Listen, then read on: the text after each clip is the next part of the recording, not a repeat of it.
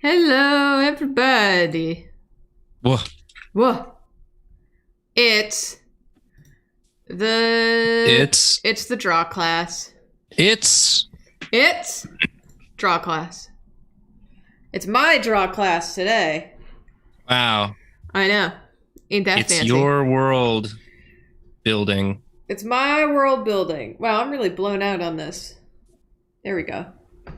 I was like going into the light there for a moment. How's that? I don't know. My camera's decided that I should a little go to heaven. it's a little bright, It's a but I little think it's good. bright. You're a shining of learning. What if I do a filter? Oh, I can be very dramatic. I'll be French. Be more French than usual. Ooh, that's fun. Anywho. Hi everybody. Do I have any cats near? No. Well, Olive's in the cat tree over there. But, Joy is in the bedroom. She is asleep in the corner. World building. Build that world. Build that world. Should we just start or should we wait? Or do you think we're good to go? Let's see. We could, I'm down to vamp for like 5 minutes Sure. if you want to wait for people to come in, but if you got Let's vamp. it's been a while since I've gotten to join a Julia class, so I don't know how much you have planned. I like vamping when it's my class because I'm always worried I'm not going to be able to fill the time. Oh, I have so much. Okay, well, yeah, if you're worried about getting it all in there, then we certainly can. No, it's all good. I'm down to vamp. My people were talking about the fact that I have a new camera angle today. Because you're at your computer. Because I'm at my computer, and also if I put it on this monitor over here, where I'll be looking for the class, you'll see all the stuff that's going on in Jacob's world. I think. Actually, will you? Yeah, you will. Okay, I'll put you back. A bunch of people's first draw class is today. First live draw class. Oh wow, a bunch of people new to the tier, or just able to. Well, I don't know. Well, someone said it's their first live.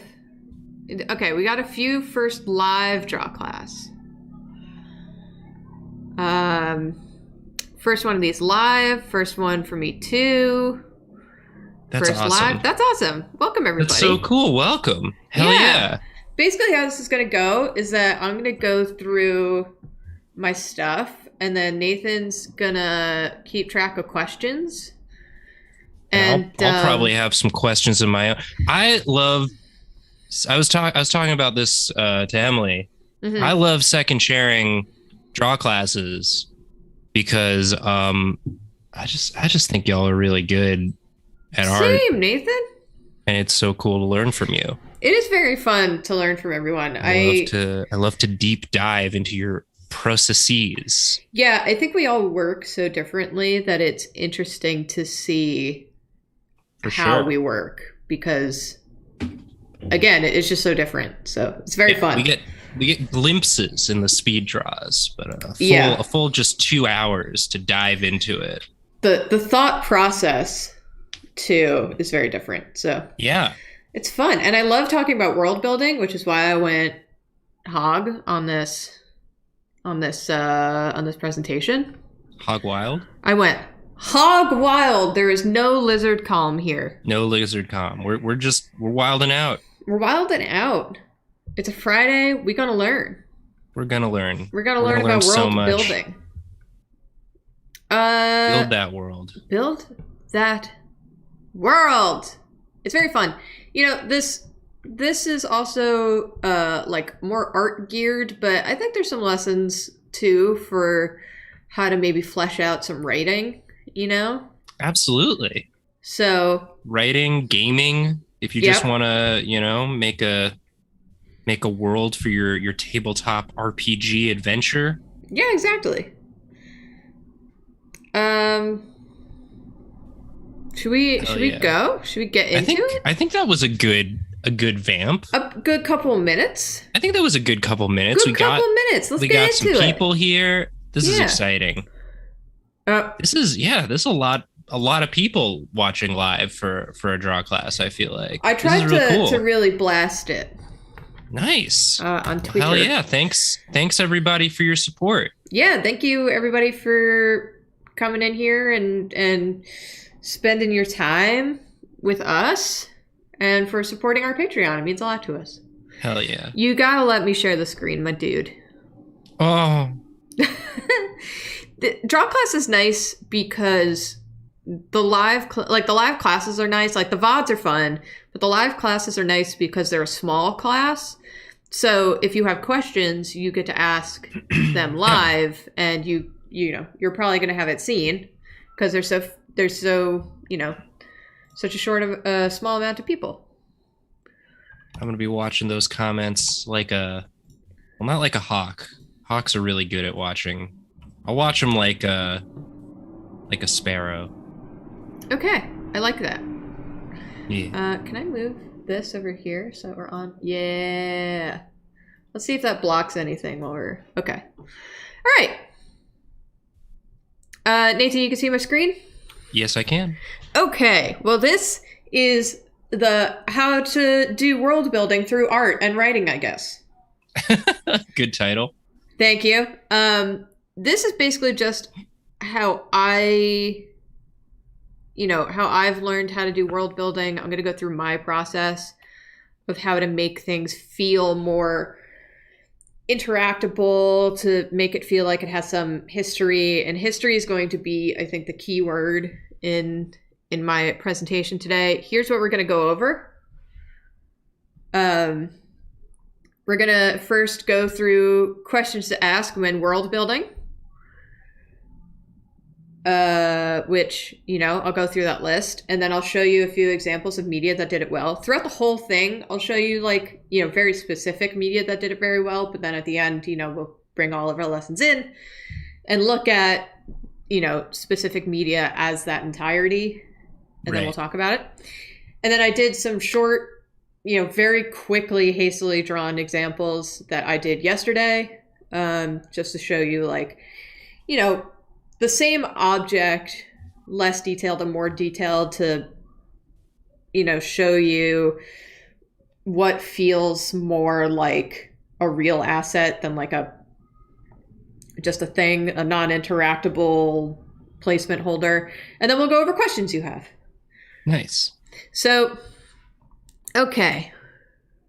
The questions we're going to ask, I listed them in the order of importance, in my opinion. The order of importance that when Style number one. Number one. It's basically like going to be your guiding light. I mean, we'll go through that, again as we go. But like when I'm thinking of like a Draw Detective season, for example, I'm going, to kind of show my ass a little bit. With season 2, I really went, what style do I feel like I want to draw for this season? And then I picked it, and then I was like, what goes with that? And then I kind of built out from there. But then, you have style, history, who was it made by, whether it's a culture or a person, what purpose does the item serve, how's the item used, materials and its availability, and then how can you use that style to kind of emphasize or contrast the story? Yeah. So, let's get into it. Number 1, what style do you want your guiding, what do you want to be the guiding light of your story? There's so many styles out there that you can choose from. You can combine any of these, but this is just, again, this is your jumping off point. This is the vague, overarching thing. What do you feel like should be the style that determines the direction you're going in? We'll go through it, but there's so many shows that have a strong, they picked a style and they went with it. And then whenever they wanted to show something older or newer, they changed the style, and that's something that we'll go through. But yeah, for sure. Yeah. So, I just picked a few different styles here just as an example. Whoops. Here we go. And something that's important with choosing a style is why are you choosing it? Because some of these styles, when you look at them, have implications, right? Like brutalism or Bauhaus is very function over art. So it's very like, it could come off feeling cold because it's not very decorative. Usually whenever we see, a brutalist architecture or brutalist architecture in particular is usually used for like cold office buildings, very 1960s government. Star Wars uses it a lot for big concrete buildings. FIT, my college, was a brutalist architecture. Every room had one single window. It was awful. Gosh. I think they're like redoing it now, but and then you get more decorative arts, and I picked the example of like Art Nouveau, which is very decorative. It's pretty. Someone took the time to do all these nice decorative things. It's delicate, it's intricate. It's like someone could spend time on this. It's very pretty, and you usually see it on like perfume bottles or different museums, or Paris uses it a lot. Organic shapes, exactly. So it's very like emotive as opposed to like square curves, floral patterns, and all that stuff. So like with these styles that I had before, constructivism is very like, the Obey posters are in constructivism style. Arts and crafts is very delicate and decorative, and it's very pretty, and it's kind of like pretty hunting lodge vibes, kind of. Yeah. Gothic that's a good bird you got in there. It's a good bird. I like that bird. That's me looking at chat. Yeah. And just flying away with that strawberry, which is a question. That's so far, people in chat are just discussing the fall. Oh, yes. The fall, I didn't put it in this just because I talk so much about it, and I thought that people deserved a break from me talking about the fall. But the chat has decided no. Chat has decided we're going to talk about the fall. You can take a break from talking about the fall, but the fall will be discussed during a Julia draw class. Yes. Well, so the fall, there's a lot of screaming children outside my building. I apologize. The fall is really interesting because, there's two, and we'll talk about this later. But usually when you talk about the passage of time, visually, there's a style change. Again, like even now in real life, if you want to say the passage of time, like we wouldn't be wearing the same fashions as someone from like the early 1900s. So that style changes, and that's how you can indicate a time change. Yeah. But the fall is about Lee Pace telling a story that a little girl is imagining. So she is using all of the visual knowledge that she has from her own life. So there's a lot of things that she sees in the hospital that she carries into her imaginings of Lee Pace's story and from her time, from home.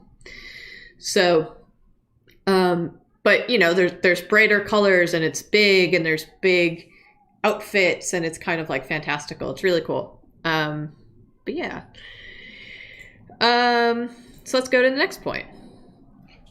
You have to think about the history of your world. How long ago was this place/thing made? What was the style back then? Was it stored properly, or in like a shed, or like buried? That last point is more specific towards items. I tried to like consider that a lot of people were probably going to use this as a lesson for like D&D or something. Yeah. Which is fine. 100%. it's very, I think like D&D is very fun for this thing exactly, but when you're crafting an item, like you have to consider, because D&D worlds have such a long history to them, typically you have to think about Right. how long ago was whatever thing you're trying to make, how long has that been around. So let's expand on that.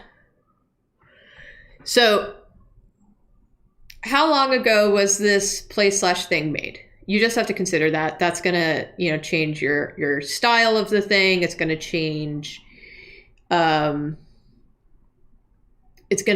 the availability of the items. And I used Breath of the Wild as an example because it has such a clear story of like, you have been asleep for 100 years. Yeah. And the world that you knew is not around as much anymore. It's still there. You can still find it, but it's not as available as all of the new stuff. So it's like you've been asleep for 100 years, and also you're dealing with like a prophecy that's thousands of years old. Exactly. So there's like all of this different time periods colliding. Yeah. So I wanted to show, like, Breath of the Wild is such a good example of like the style back then. It ties into the Guardians, which are these relics that you find around the world. It ties into these like old sort of like laser weapons. Yep. They got their whole own aesthetic to them that set them very much apart from a lot of the other stuff in the world. Exactly. And I think it's also interesting to note that finding this stuff from the past is rare, which is important, because if you make it as common as the everyday stuff, then it's kind of like things are lost to time. If you have it as available now as it was then, like, yeah, you can do it, but it won't feel as special, as old. It like things get lost, things break. Making the scarcity of something with such a different style is really cool. Absolutely. For this next point, I chose a real example. Like, was it stored properly? Like, did someone take care of it over all these years? Like, you can have things that are older that are well taken care of, but you can still tell that it's old because of the style. And you can still tell because there is some aging in it still. Both of these swords are super old. The one on the bottom is from the Met. You can find it in the Metropolitan Museum of Art. It's a Italian sword from the 14th, 15th century. The one on the top is a sword that was found in a bog in Poland. So, like, if you're drawing an item that you want to say, like, you found this in a cave. You found it just, like, on the floor of a cave. It was next to, like, a skeleton. It's probably going to look like the top one. Yeah. Because of time, erosion, water's going to get to it. The metal's going to break down. Conversely, you find something in a cave, but it's untouched by time. What does that say about it? Exactly. You can tell, you can do some storytelling just by indicating, that something is well preserved in a situation where you wouldn't expect it to be. That's going to raise questions. That's going to create intrigue. Yeah, that's absolutely true. Yeah, like all of these rules, if you play around with them, it will tell a whole different story, like Nathan just said. Yeah. If it's well taken care of, that could indicate that maybe someone's been down there taking care of it. Maybe it's special. Maybe it has, like, it needs to have a reason why the rules of time aren't affecting it. And you don't have to tell that reason up front, but you should know the reason. Exactly. So that you're readers, viewers, players have something they can be wanting to discover. Yeah. I think that's something that, like, I think as someone playing Drawtectives, it's like you're really good at making, like, leaving out details, but like clearly you've thought about it and just like making us want to explore and discover and learn more. Yeah, it's sometimes, well, thank you, first of all. But I think it's something that is just as like the absence of reasons. If you establish, here's my other rant. Yeah. If you establish that everything has a reason for being the way that it is, if you throw in something and it's very clearly different, if you've already established that you've thought of everything, your players are going to go, now why is that? I want to find out why this seems to be different from everything else. They're not going to say, well, they just didn't think of it, because you've thought of everything else. And maybe you haven't thought of it, in which case just tell them. But or improv. But like, you know, you've established that rule that you are thinking of these things. Yeah. So sometimes the absence of a reason is as important as established reasons. I should also say that my emphasis with this class is that I am a huge believer in show, don't tell. I want you to be able, like, if you are interacting with a world that I make, that I think of, I want you to be able to look at it and go, I see what's happening here. I don't want to give a very wordy explanation for everything. I want you to be able to figure it out yourself, because I find that more fun. Yeah.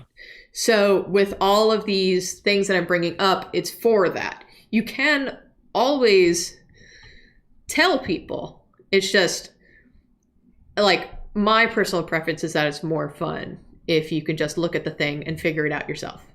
Yeah. It's definitely more fun as a player or a observer. Yeah. An appreciator, to be able to, like, fill in those gaps.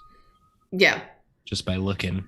I'm a big fan of, and maybe, you know, people saw my rant during a recent Secret Sleepover Society video, but I ranted about, I love when media doesn't take it for advantage that it is what it is. Like, there's so many video games where they give you a mechanic and it's just kind of like, you know, go defeat this boss, and you're like, why? And the game just kind of goes, I don't know, it's a video game. Go do the thing. Like, you're supposed to go do the thing. Yeah. But I love when video games are like, go defeat the boss, and you go, why? And the game's like, here's a bunch of reasons why. And I go, oh, okay, cool. It feels better to go do the thing when there is a reason for it.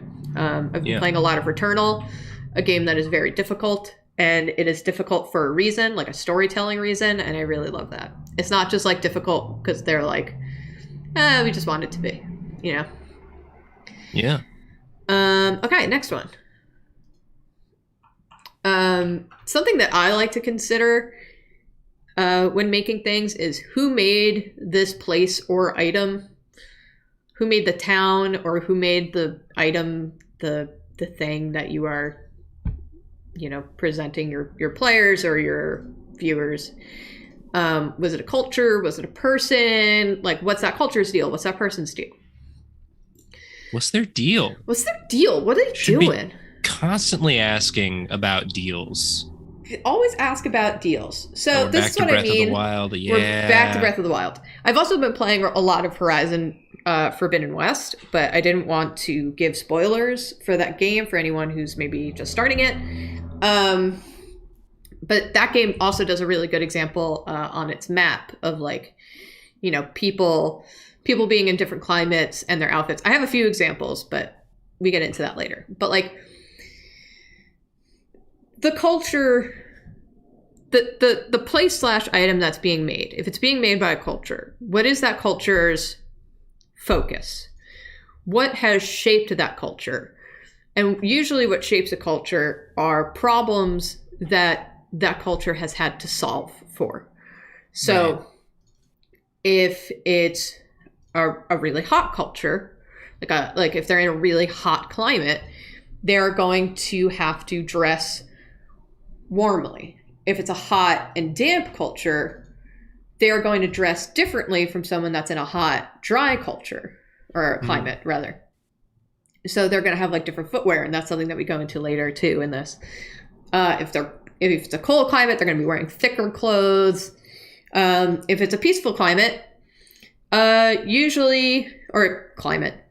peaceful land that, has a moderate climate, they kind of have freedom to explore, things that are less survival based, like emotions or feelings, or they get to be artsy. I like to think of, like Ba Sing Se in Avatar, Tingle in the Zelda series, all of like the fancy places that are in moderate climates are usually like they have, ornate clothes, because they haven't had to think about building for fighting. They haven't had to have a wardrobe for fighting. They get to focus on what's fun, what's expressive. Yeah, what's expressive, what can help me express individuality. Yeah. So that's something to keep in mind. But if it's a specific item, like let's say you have a sword that was made by a person in your world, what's that person's deal? And I just brought it up, but a really good example of this is from Legend of Korra, Hiroshi Sato. Hiroshi Sato has such a clear style that it helps build his world, like the world around him. He's based off of an early 1900s Japanese industrialist. So they brought in that style to this character design, and they also brought in the Chinese and South Asian cultural influences into his inventions, which he's an inventor.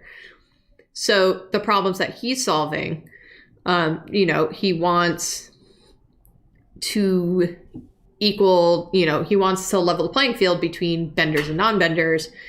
And so he's going to focus on technology that, makes everyone a little more powerful, whether it's going places faster or traveling in the air or whatever. But then it's going to have his little touches. That way, if you saw the car at the bottom left by its own in a scene, you would go, oh, that's probably from that guy's factory, that guy's shop. So you don't have to be told this is an invention by, Hiroshi Sato. You as a player, as a viewer, just get to see it and go, it's that guy's. And that is a show don't tell moment. It's just a really clear thread because it's like such his style. It's great. It's very, very cool. Oh yeah. I gotta finish watching Korra. So do I. I started it. I got to season 2 and then I unfortunately bailed because season 2 was such whiplash. I understand it wasn't their fault, but pacing issues with a show that kept getting canceled and uncanceled, and the number of episodes kept changing on them.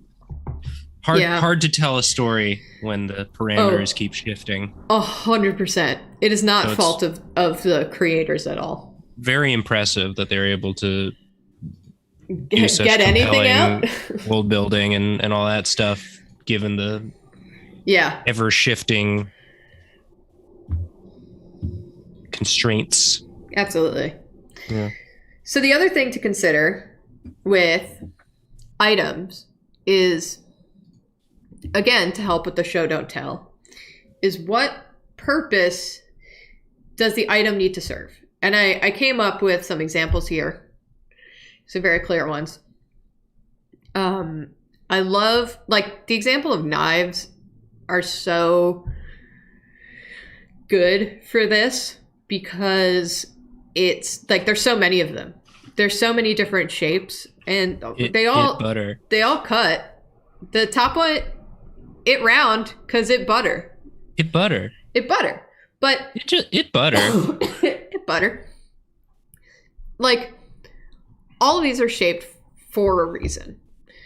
And you look at them and you can basically figure it out. Maybe not the cheese knife, because cheese knives are weird. But like the top one, if you look at it, you go, well, this isn't a chopping knife. It's not a slicing knife. It's not a chopping knife. You can figure it out by looking at it. Again, it's a butter knife.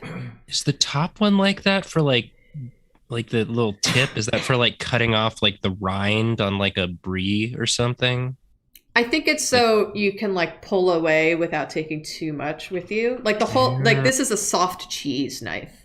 Yeah. It's so the soft cheese doesn't get stuck to like the wall of the knife, and then you get to like drive it away and not pull too much away with it. But yeah, exactly. Like you get to look at this and you can figure it out. This, it's serrated. You know, it's all just like thinking in depth about the items, the history, the purpose. Functionality. Yeah, functionality. I really liked the example of sandals as well, because basically every culture has had a sandal that they've figured out for their climate. You know, the Geta, I'm probably butchering that, so I apologize. But they wanted to solve for not getting the kimonos dirty at the bottom of the kimonos because they go to the floor. Right. So they elevated the sandal so that they would keep it nice and clean. It also helped when it would rain and it would snow. And then they would just have nice warm socks that they would wear with the sandals to keep their feet warm. But then the Romans had such different sandals because it was hot and wet. So they had to come up with something that would keep their feet cool, keep it dry, and also these are marching boots. So, you know, when you're marching... These boots are made for marching. These boots are made for marching. And that's just what they'll do. When you march a lot, your feet are going to get swollen. They're going to hurt. Things are going to start rubbing. So they invented a sandal that you could, you know, loosen or tighten the straps of each individual strap. Yeah. That was kind of the point of those sandals. So it could, you know, fit your foot exactly, which is really good when you have to outfit your militia.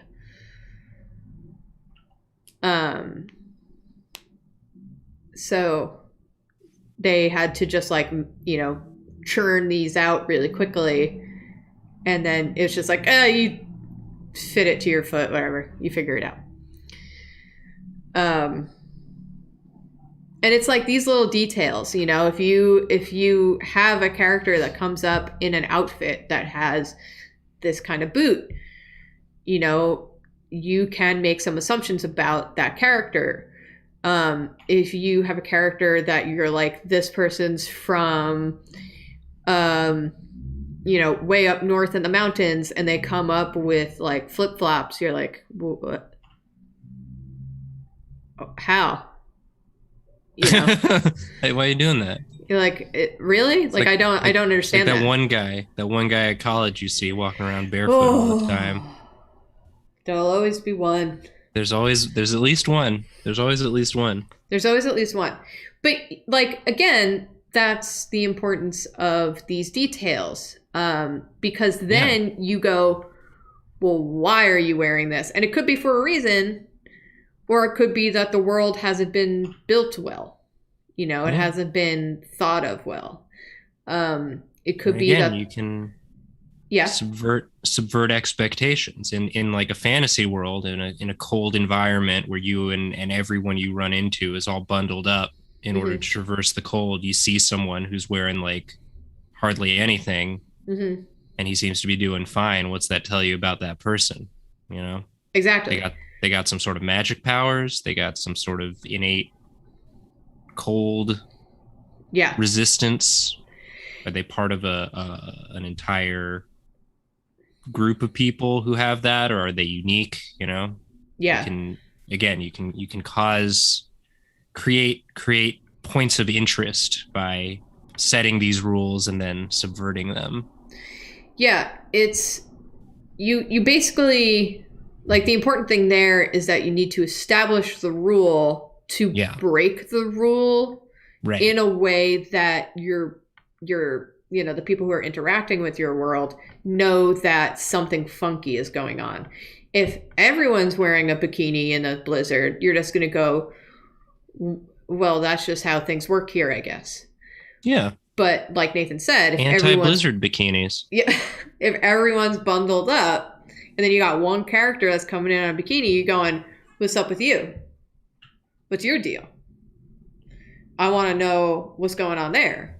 Yeah, You're again, the people who are interacting with your world need to know that you have established the rule and purposefully broken it, and not just that's just how things work here, I guess. You know. Okay, next one. We have to talk about, how has this item been used? What's the history of this item? You again want to look at an item and go, if it has been used, you want to go, in what way? So that if you make something that isn't as obvious as like a shield, your players can go, oh, I can figure out how to use it, or in what way. So like the shield, if you didn't know what a shield was, it has, all these slash marks on it that haven't gone through. You go, well, I can use it to block attacks. I'm tired of getting slashed. Let's let this piece of metal take some of the slashes for me. Exactly. So you can have Give me a +2 to my armor class. yes. You can have varying amounts of history to the item. I tried to choose an item that looked similar and were basically the same thing, because I think they're supposed to be the same thing. Just one is very old and one is new. Yeah. But the one on the right, you eyeball it and you go, oh, it's old, because there's the paint's gone, it has chips in it, it's covered in rust, it's not as shiny, it's like, I don't know, it's kind of got a funky color, but it still has slashes on it, so you still look at it and go, oh, it's a shield. It's shield. It's shield. It's still a shield. It's still a shield. Well, yeah, it's fun because in Breath of the Wild, those rusted items, if you like feed them to the one type of enemy, they'll like eat them and then spit out like a shiny version. Like they eat all the rust off of it. Yeah.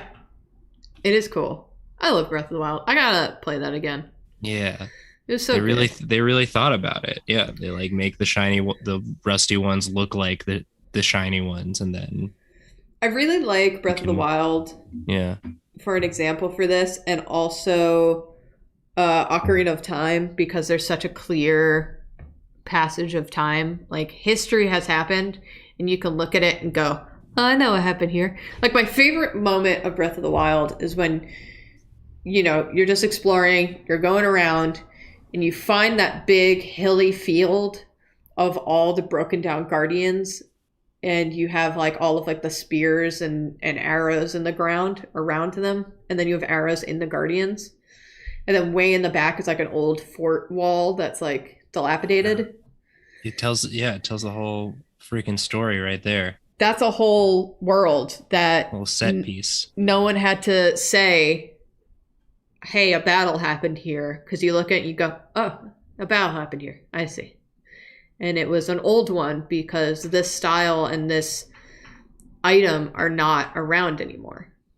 Yep. So it's very cool.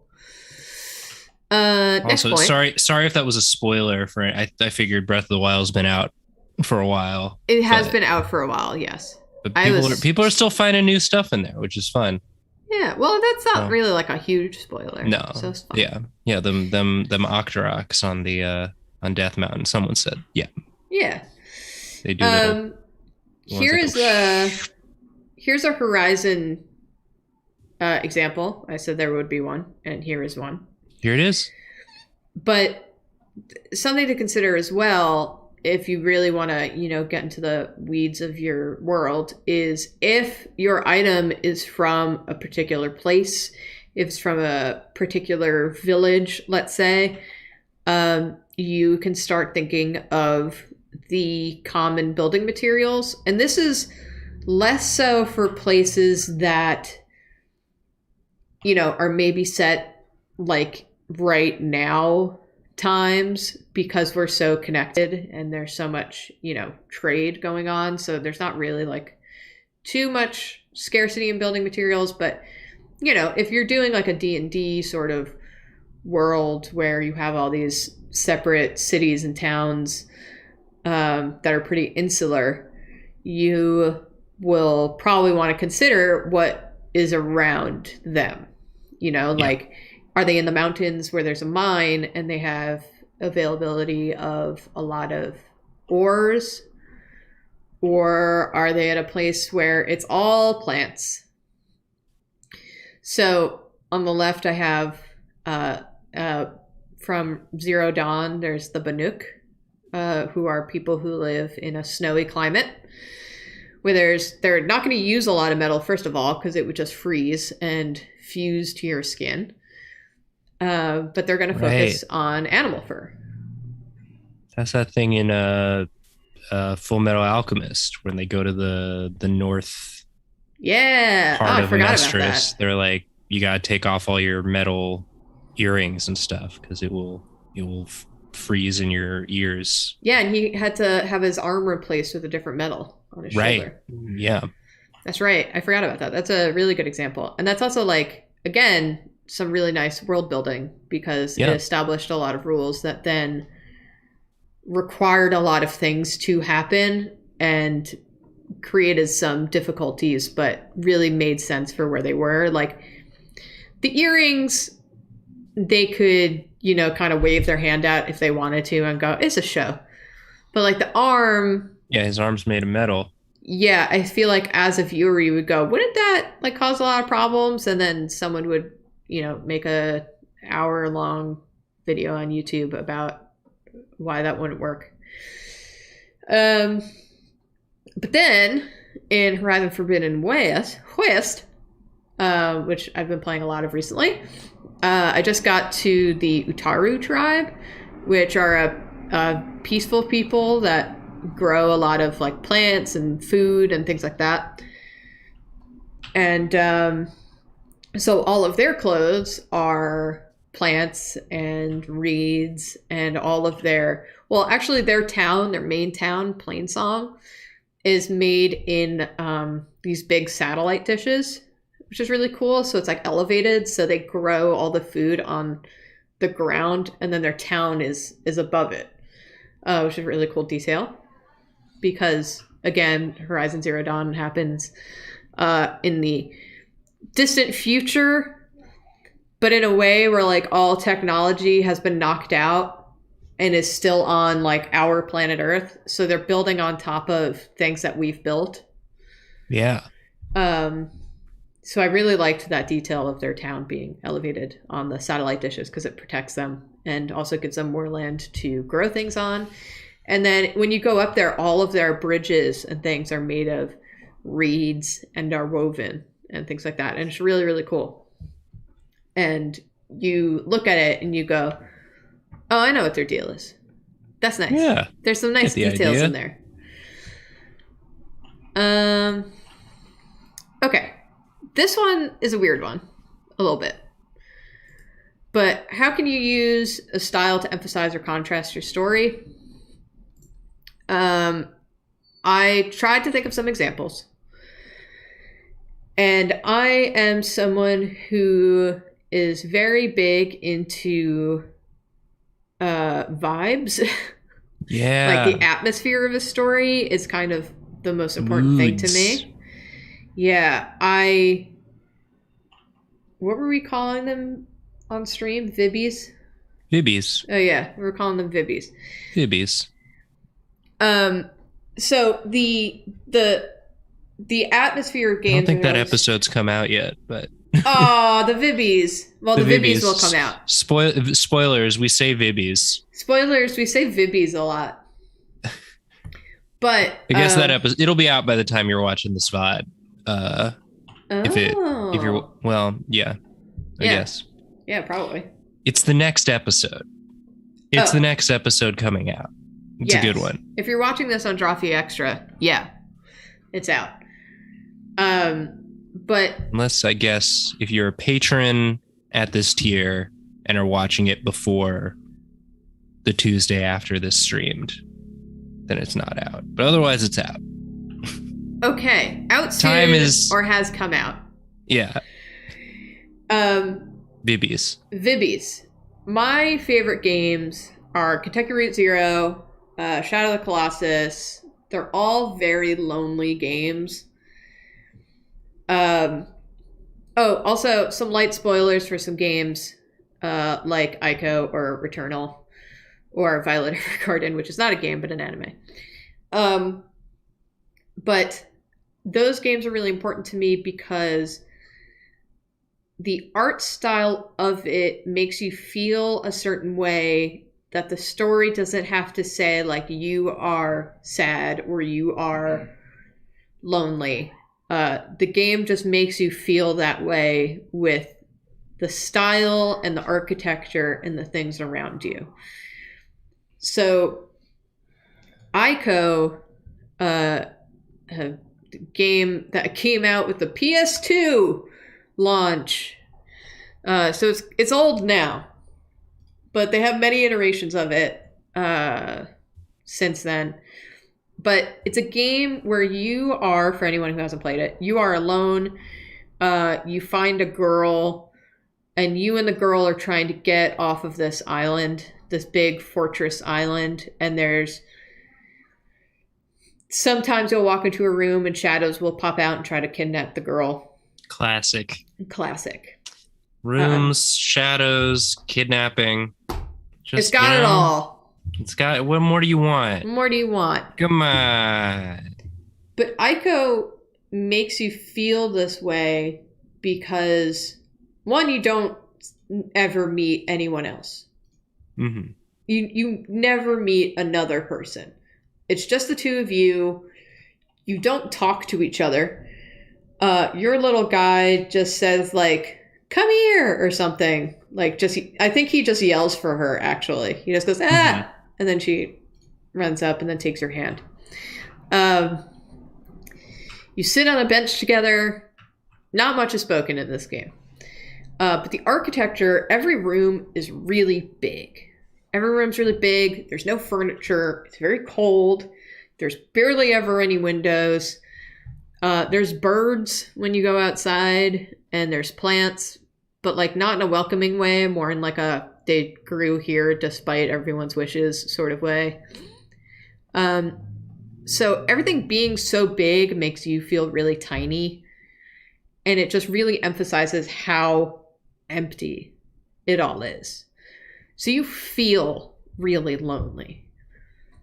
So this is a very lonely world that you're exploring.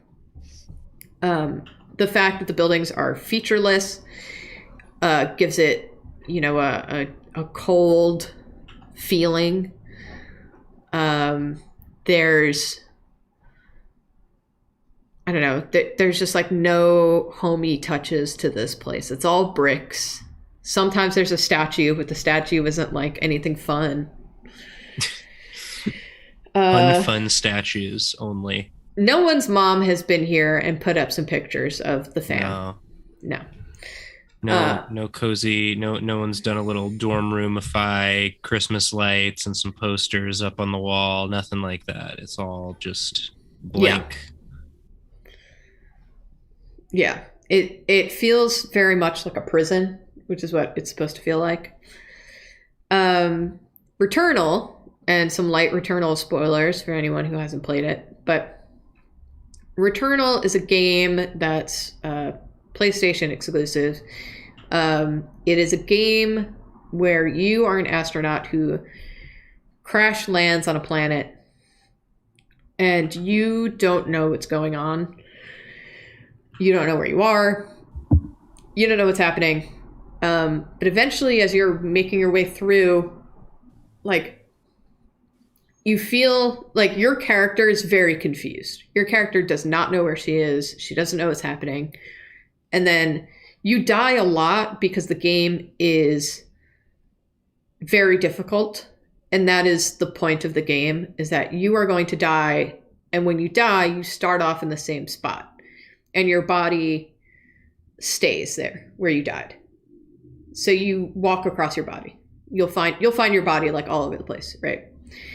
And eventually, like every time you die, you get little snippets of some scene that you don't understand what's happening. But the game is about grief.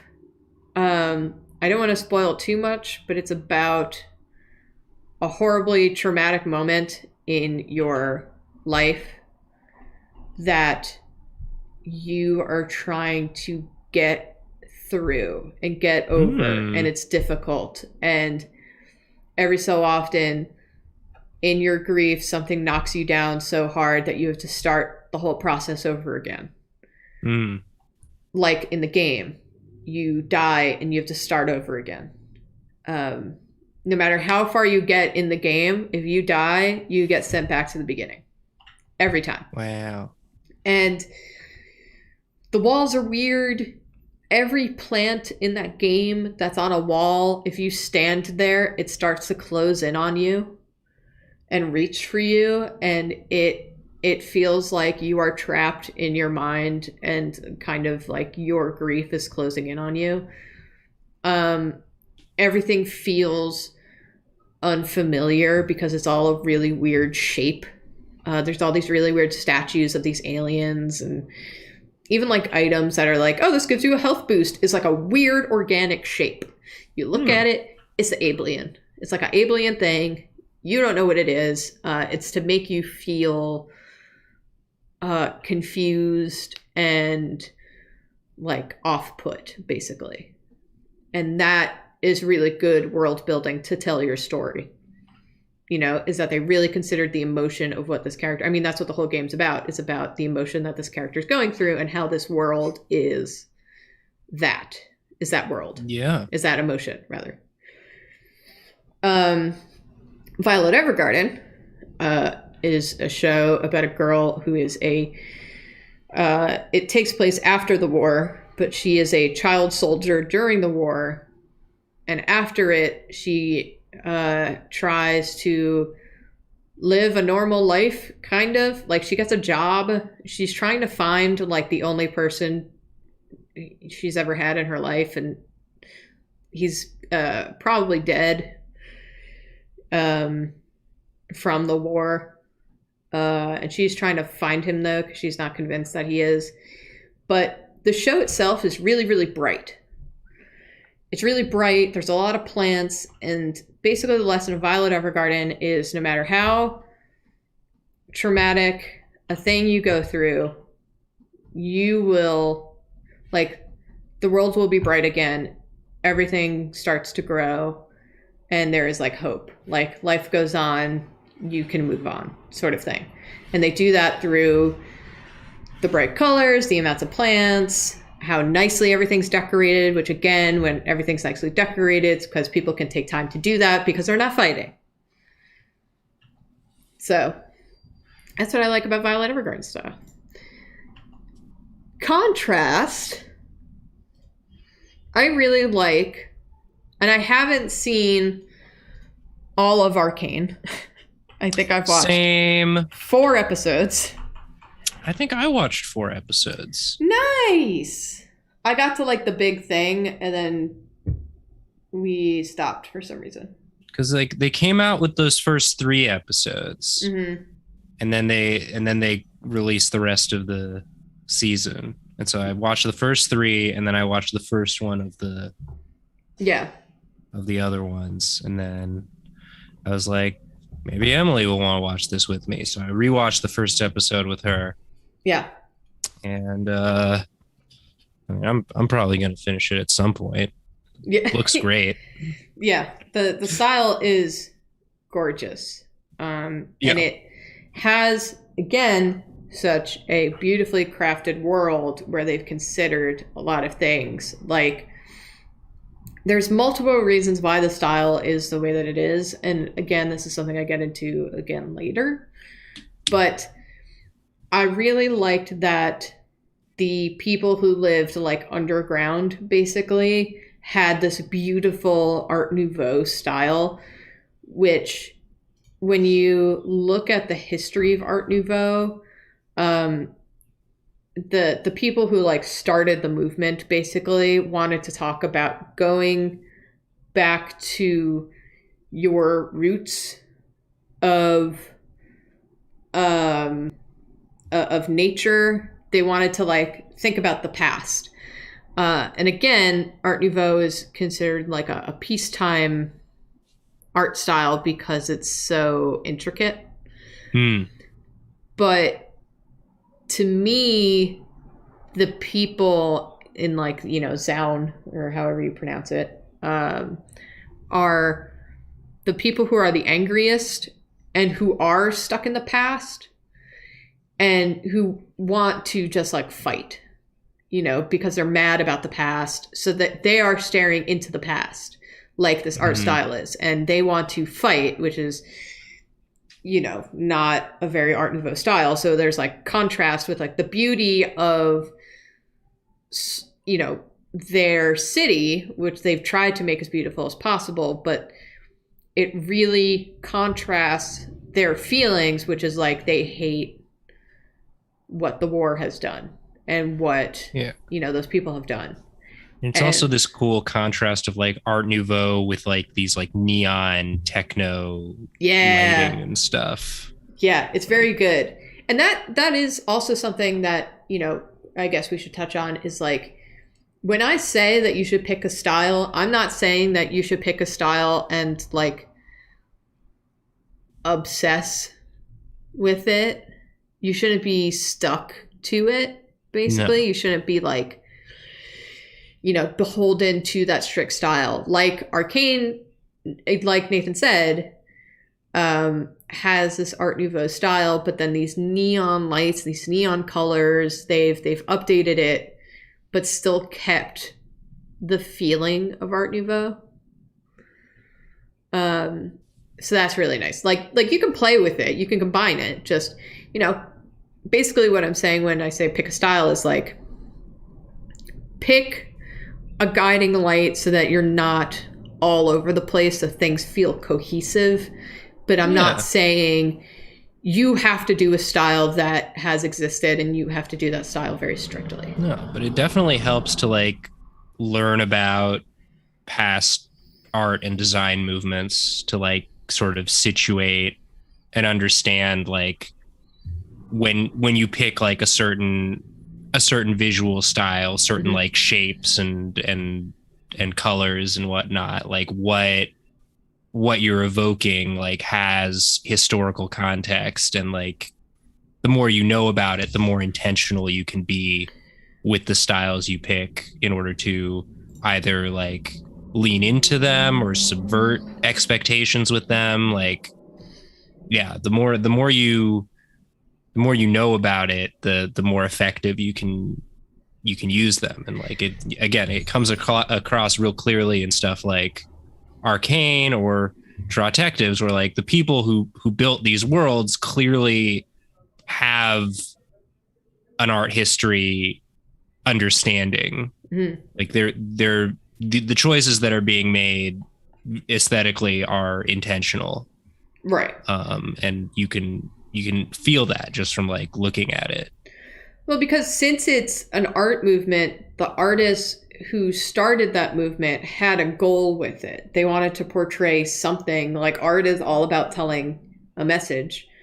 And so those design implications will come through. You know, we talked about it early on, but in like the first question slide, which is like, why are you choosing this style? Because it comes with implications. It won't be one-to-one with your world. I'm not saying that in your world, you know, Gustav Klimt needs to exist or has started this movement. Oh, okay. Yeah, he does. Gustav Klimt exists in all worlds. Yes. He and Egon Schiele together moving through and dropping art all over the place. You gotta add, like, yeah, that sort of, that wasn't one of the bullet points, but like, do figure out who your Klimt is, where he lives.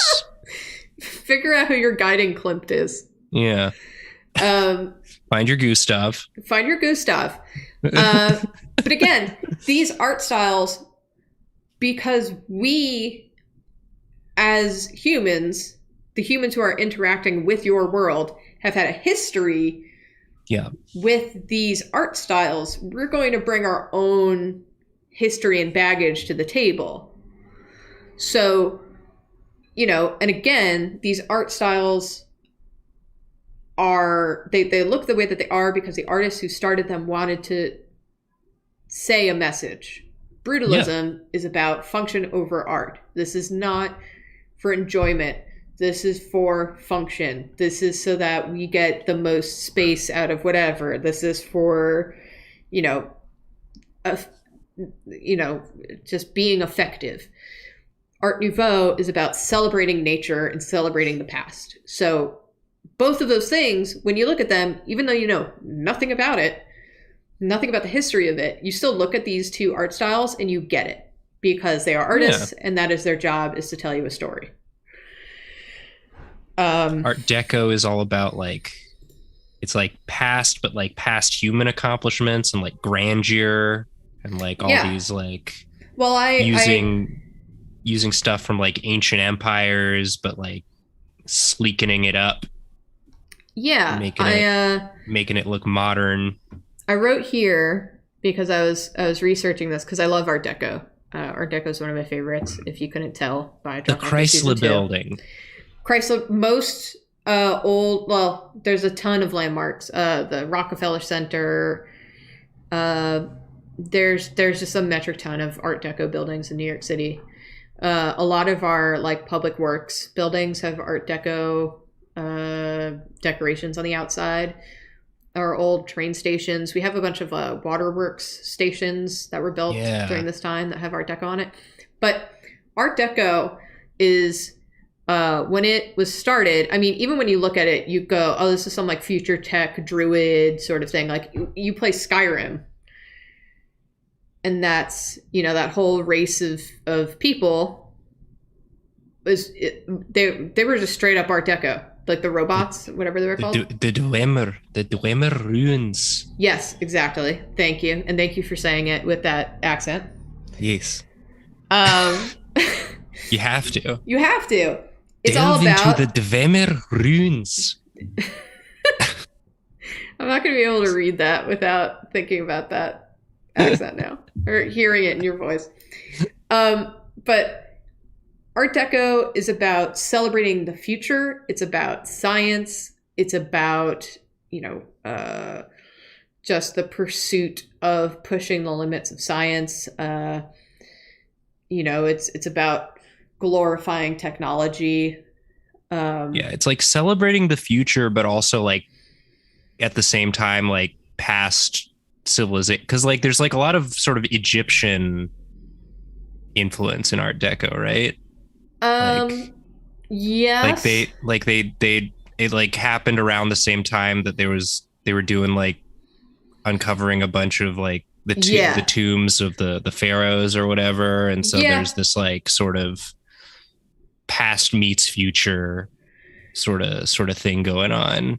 Yeah, they really liked the Egyptian ruins because it was so much more advanced than they thought. So they, celebrated the fact that they came up with a whole written language, that they looked for, new technologies. Like, they basically were fascinated by the fact that these pyramids had traps in them, and they had all these like moving parts, like, almost like an animatronic building. Like it had all these things where, like, if you didn't know the correct way to do it, you would just be killed. And the people of the Art Deco time were like, damn.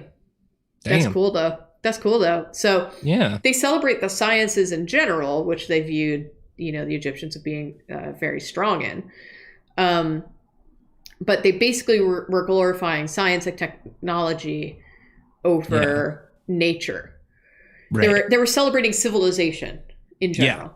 Yeah. So in Arcane, they used these two art styles, which happened at similar times, but are about literally the opposite things. Right. Because there's the group of people who are obsessed with the past and want revenge.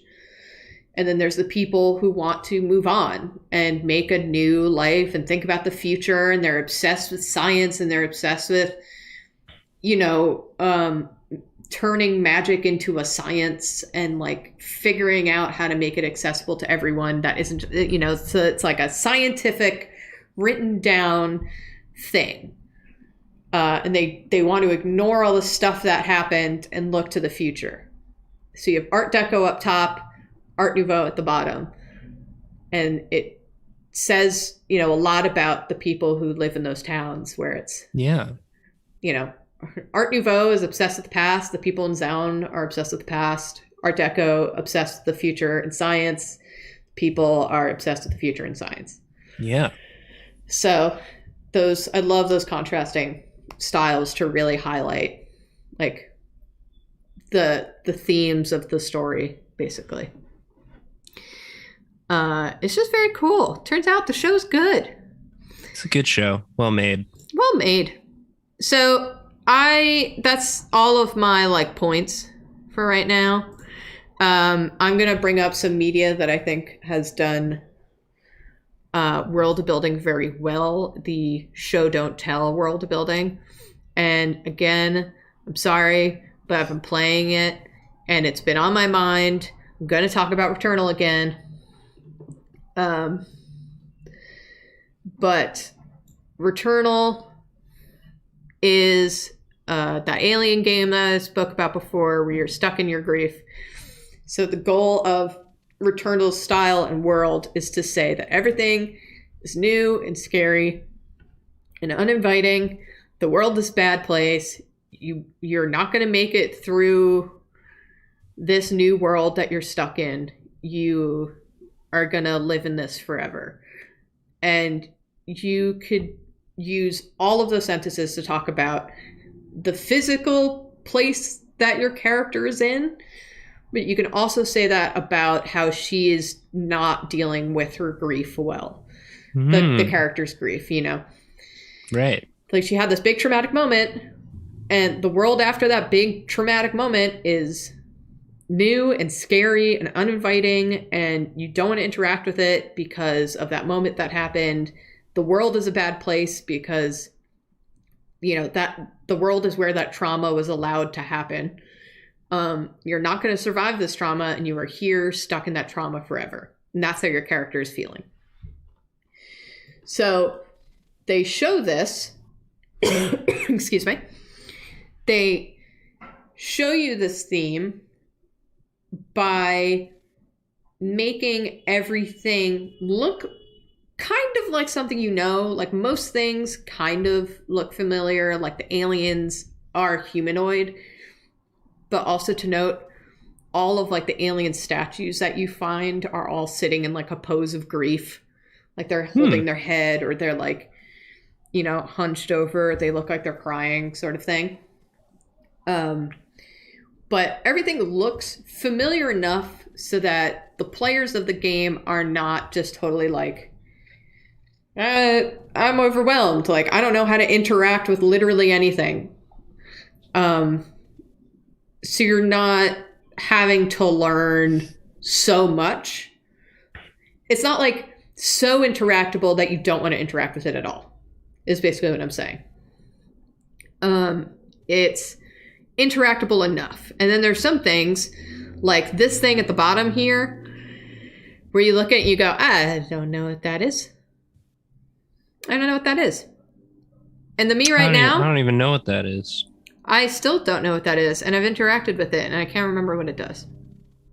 Some sort of an obelisk. Is it the thing that revives you? No. But anyway. Who knows? Who knows? But, you know... Can't place it. The important thing about this world is how it makes you feel. And it makes you feel bad. It just makes you feel bad to be in it. But also, it's cool and it's interesting and you want to keep interacting with it because there's just enough grounded in reality where you're like, now it feels like a puzzle and I want to interact with it. And I want to figure it out. I want to find out what this thing is. And again, it has enough grounded in reality where you don't need a big thing where she's like, oh, this is a alien weapon and it means this, that, and the other thing. Like, you want to be able to look at it and know. Like, you look at this dude in the middle here and you're like, oh, that's bad. That's bad and I don't want to interact with that man. And he's the first boss you encounter. He's this big, twisting, multi-armed alien. Looks like something you draw. Yep. I love him. He's got a big triangle head. Sure. It's a wedge. It's great. I love him. He's got big hip bones. It's awesome. I love Returnal. Something that really got me stuck in Returnal, and Jacob, I think, is going to ban me for talking about this game anymore.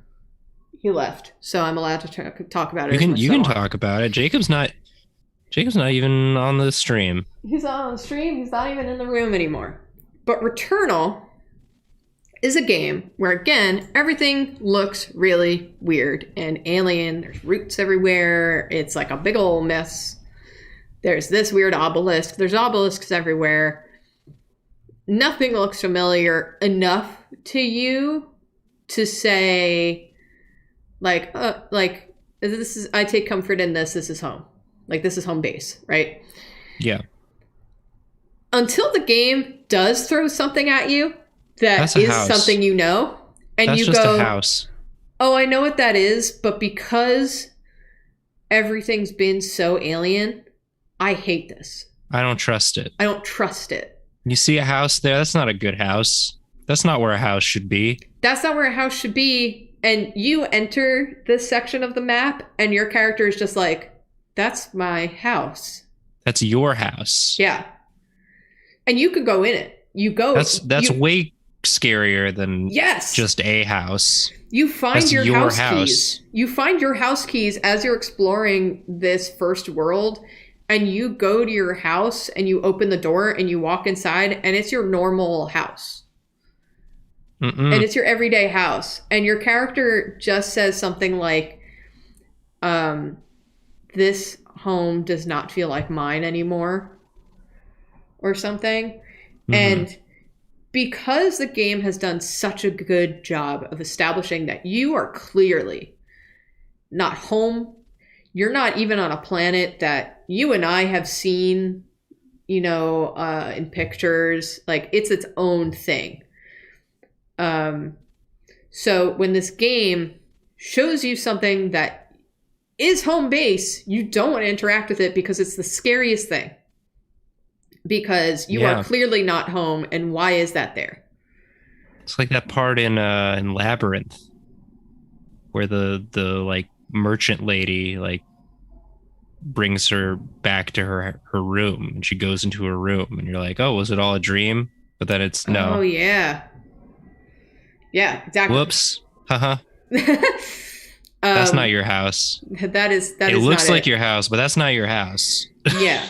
And No way in hell that's your actual house. But again, because the world has been so well crafted that it flips the fact that all you want is to see something familiar, and you see something familiar and you go, I don't want that anymore. Thank you. No, thanks. Thank you. And then you see every so often looming while you're just like running around the world on top of one of like the cliffs. Sometimes you'll just see this little astronaut on the bottom left. And you and I know that astronaut as the viewers. It doesn't matter if this character knows the astronaut, because you are this character and you and I have seen this astronaut outfit before. You know, so because we're playing as this character, we come with our own baggage of, you and I know what that astronaut is. And that astronaut is not something we've seen in this game. Like, you're the main character is an astronaut, and she's not wearing that outfit. No, that's an old. She's wearing this yellow thing. Yeah. That's not the right astronaut. That's not the right one. This is not your astronaut. This is not your astronaut. So this character pops up and you're like, no, thank you. Oh, no, thanks. And then you see this car and you're just like, all right, neat, cool, thank you, goodbye. And you really want to know. Doing some off-roading. Doing some real off-roading. Yeah. Got some time warp tires. Yeah, what sort of mileage you get on that? What's the puppy? Gas? What's the gas mileage? Ooh, with the price of gas the way it is, oh my gosh, driving nightmarish. all the way to space. No, thank you. You drove that thing to space in this economy? Oh boy. Although if we were in Fast and the Furious, this would be entirely possible. Right. To have this car. Returnal is set in the Fast and Furious universe, so. You actually play as a distant Toretto. Yeah, that's a Dom's in the car. You just gotta open and say, yeah, firmly. But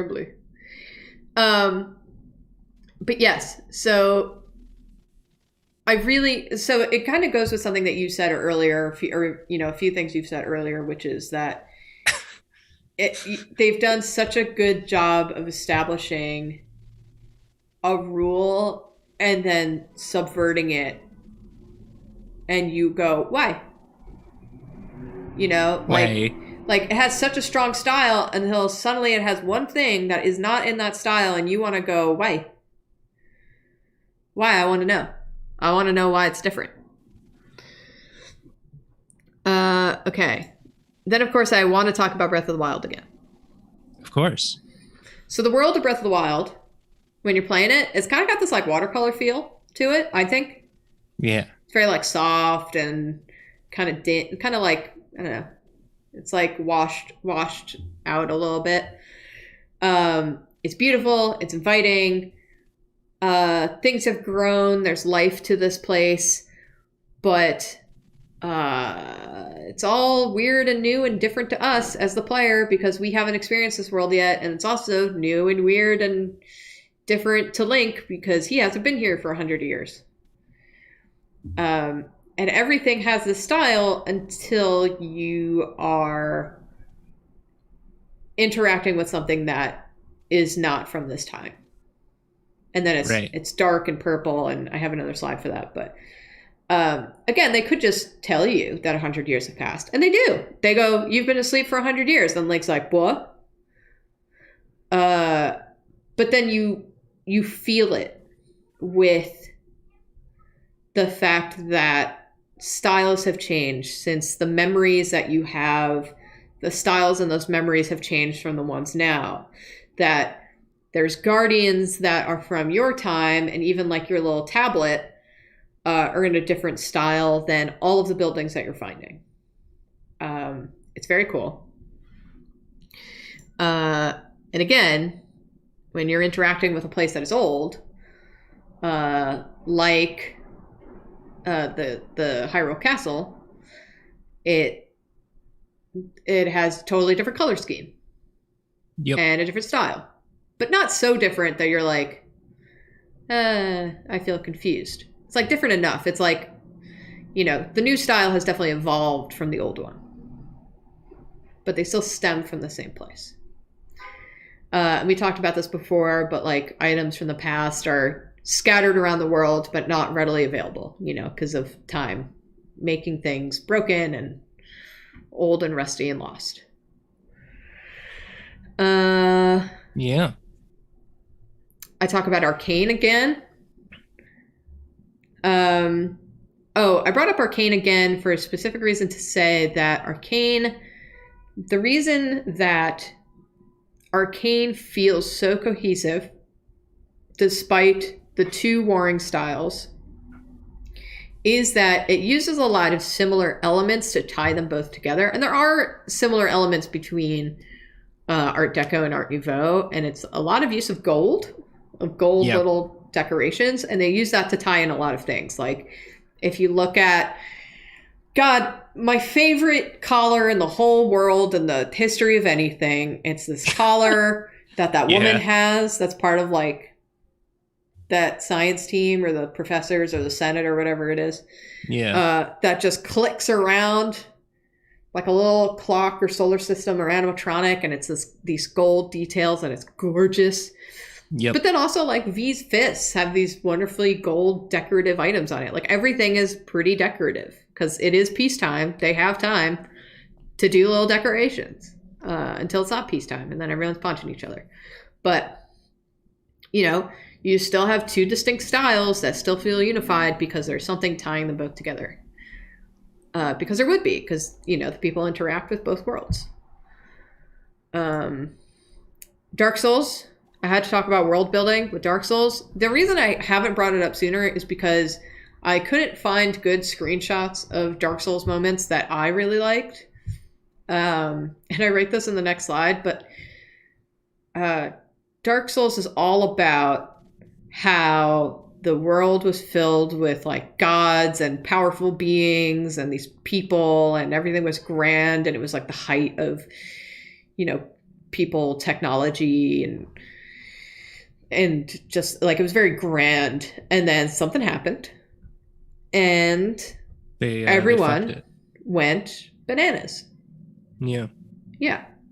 So I brought in 2 pictures of drakes, because the drakes are supposed to be like big.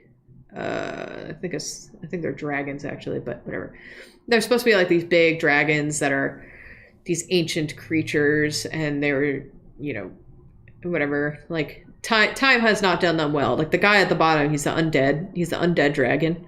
And he can't, like, I was looking at the artist notes for him, and basically, like, time has rotted away at him so much. Like, the grand, beautiful dragons that people were obsessed with have fallen so far that this guy, when you fight him, can't even get up on the ledge that you are fighting him on. Like, he just can't. Like, he's falling apart. Like, his wings can't help him fly anymore. Yeah. And the ones that are on the surface, like this new guy at the top, are different. Like, they've evolved, and they're not what they were. Dark Souls also does a lot of visual storytelling that I'm obsessed with. Like, this one at the top here. When you go to fight this big guy, you're on a bridge. You're on a long bridge, and all of the stones have fallen inward. Like, the guy has a hammer, and he's swinging it, because he's so big, it goes outside of the wall, and he swings it in like he's smashing rocks into the bridge. Like, he's swinging the bricks onto the bridge.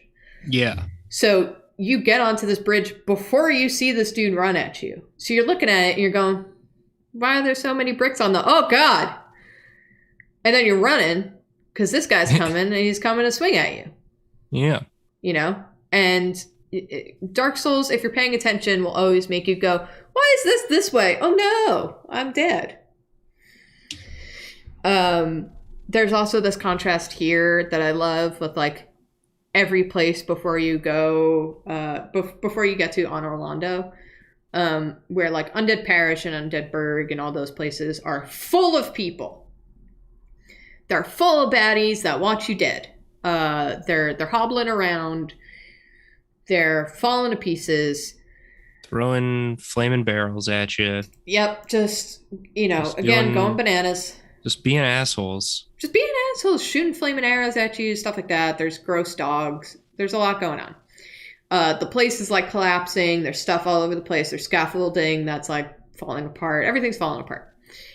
Then you get to Honor Londo, and Honor Londo has no one in it. It has these big guards that are pristine looking. There's a Firelink shrine.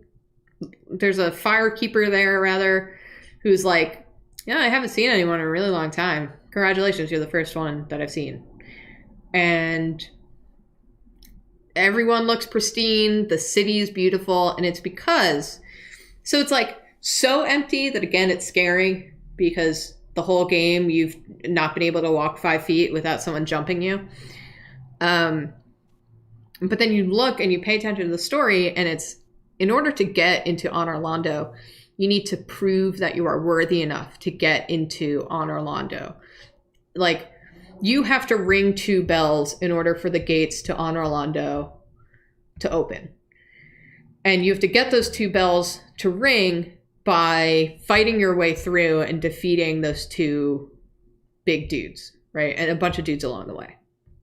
But once you've proven your strength, then you are allowed into Honor Londo, which means that Honor Londo did not have a lot of people to begin with, and everyone who is there is obscenely strong. Which is true. When you fight them, they are stupid strong. So that's why this place is empty and is pristine looking. And it's because, only the select few were allowed in. So I really liked that storytelling. It's also really jarring when you go to Honor Londo and no one's there. Cool visual storytelling. Something I really like in Honor Londo, again, it's the city of the gods. So the staircases have to suit gods. Well, I meant to make a whole slide about Zootopia. Oh well. The middle of the stairs are big and wide and deep, and those are because they were for the gods, because the gods are living there. And that's why all the doors are big, is because the gods got to get through those doors. But they also got to problem solve for people. So the sides are regular normal stairs for people. And I really like that visual storytelling. It's that kind of world building of gods and humans lived here. And it's kind of even if you're not paying attention to the story, you're like, why are these stairs so big? What's going to fight me? And then you get up there and there's some big boys. There's a big boy on the stairs. There's some really big boys up there. This thing I already talked about with Honor Londo and not having people. One of my favorite little details, again, Dark Souls loves to tell you that you're about to be squished or attacked or bonked, whatever. You're walking up these stairs, and all the stairs are in this one place anyway. They're curved and rounded. And it's because there's a big boulder that's going to roll down. That has been rolling down consistently every couple of seconds. So when you're on those stairs and you haven't seen a boulder, you go, why are these stairs different? Yeah. And then you get hit by a boulder and you dead. Yep.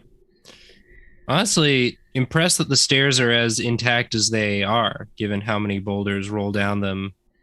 That's true. Every day. All day, every day. All day, every day. Here I mentioned that there's this one very specific example. It may be from the Demon Souls remake, but sometimes when you walk down one hallway and there's another hallway and you look down, sometimes you'll see there's always bodies in Demon Souls and Dark Souls, but sometimes there's bodies at the end of a hallway with some arrows in them, and you're like, battle must have happened here. Then you get to them and then you get shot by an arrow. And it's the game trying to tell you, listen, there's... That's where the arrow guys like to shoot. The arrow guys are still there. Yeah. All those arrows in that body, they're going to be for you. That's all these guys do is shoot people with arrows. That's their all whole deal. They do. That's why they hang out. Yeah. But the game really likes to warn you about incoming dangers. and That's fun. you just gotta like look for it. It's very attention. Cool. It's really good world building. Here's some examples I did real quick for y'all. Yay! Just to show age and some depth, and when you combine all these things, you can make like a really well-built world that has some history to it and, you know, tells a story. So again, I did these really quickly, so I apologize, but like the new key is shiny. It doesn't have a lot of wear to it. It still has texture because it's, you know, metal. You can still show details like that. It doesn't have to be, you know, it doesn't have to be pristine. It's still like, you know, worked metal. But then like an old key, like a key that's been around, how would people use it? Like it might be on like a little key ring, or it might be on like a round bit of metal. So like as it's rubbing up, as you're like walking, and you know, and it's like going on that ring, like that little section where it's sitting on that metal ring is going to get worn down just from friction. So like that'll be worn down, and then as it's going into the keyhole, it's going to scrape against the metal in the keyhole. So you're sometimes going to get gouges because maybe the people will be like being a little forceful, or maybe they're like drunk and they're like stumbling and they're like just hitting around the keyhole. You know, like I always love to look at like old car, back when, you know, people used keys more often than they do now for cars. They're always like, there's always scrapes around where you put the key for the car, because you got like a million things in your hands and you're trying to like finagle it in, but doesn't always work. Yeah. And then it's going to be like sitting around, and maybe you've dropped it, you left it on the lawn for a day, and I definitely didn't do that myself. And then it gets a little rusty. You know, and it's going to get dull with time because it's going to get rubbed a lot by hands or just by being in a pocket, or, you know, just general friction. So it says a history. And I think, you know, and I have an example again later, but I think that that is a way that you can give clues. Like if you have something that is unfamiliar looking and you want to say, I want you to interact with this thing. If you give me like a wild shape, but you put some details in one spot where I'm like, oh, I can insert this in something. Like, you know, those scrapes allow you as a player, as a character, or someone who's interacting with your world to say like, oh, I can figure that out. Like, I know what I'm supposed to do with it. I just, you know, it doesn't matter that that I've never seen the shape before. I just know what it is because of the history of the wear and tear. There's a fire truck coming. That's a little world building. We live in a city, so there's going to be some noise. There's going to be some traffic noise. Not celestial sphere, different. Why does it ask if I'm playing music? Does it think that the fire truck is music? What is this? The music of the city. Music of the city. I didn't even know what that was. Anyway, you know, tickets would be paper. A new ticket would be pristine. It would be flat. It would be just printed. It would be just out of the book. Whatever. It doesn't have a lot of wear and tear. It's paper, but it's still flat, which doesn't last very long. So that's how you know it's new. It's one of the things that you know it's new. But like the second I get any piece of paper that I'm not going to need immediately, I kind of jam it in my pocket, and it's going to get crumpled up. It's going to fade. Not laminated. You know, there's like the print's going to fade a little bit, especially if you have one of those like old printed ones that are on that like toothy paper where you can like rub off the ink on it, you know? Let's see. Boop. This I did again very hastily, like which item feels more usable and is not just a placeholder, and, you know, do we know what it is? If you look at the one on the left, it could be a box. It could be, I don't know. It could be one of the fifth element things that you got to put something on it. Could be that middle thing could be a button. Yeah. You have too many questions about it. The one on the right, it has a lot of wear and tear. It has an obvious keyhole. You know, it has like where you'd put your thumbs. There's some wear there from like people, you know, putting the key in and then putting their hands around the lid, putting their thumbs like, you know, in the front there, and then, you know, folding it up. You know, there's oil on your hands. It's gonna get stuck to the box, and then gunk is gonna get there. There's gonna be scrapes around the keyhole because, you know, whatever. But like, to me, even though I drew these really quickly, it took me like 5 additional seconds to do details that make the right feel more interactable. Yeah. And take the time to flesh out your stuff. Just think about the history of your item and how it's been used is, I think, the big thing. If you're gonna put an item in there, think about it. Think about it, especially if it's something that you want your players or your, you know, viewers to interact with. You have to tell them how or what it is without saying words of how or what it is. You want to give little clues. Like if they were given a key, you know, earlier in the season, and they get an item that has a keyhole, they're going to try it. And whether or not that works is up to you. But, you know, it's at least it's there. They've made the connection. They go, there's a keyhole in this box. Maybe I can open it later. You know, like, if you're going to take the time to put something in your story, or to draw something into your story, you might as well think about it and make it worth both your time as the artist or the writer and your players or your viewers' time as the person who's interacting with your stuff. Yeah. So, thank you for coming to my TED Talk. I love talking about world building. You ask me stuff if you want. Shut up and ask me questions. Negapol does bring up a good example, which is like the masks and Drawtectives. Like, they are takeable because I had characters that had already taken those masks earlier. Right. You know? So, yes, R Flame says Chekhov's gun for art. Yeah, you could just like put things in there, and then that's up to your viewers or your players to remember that it's there or not.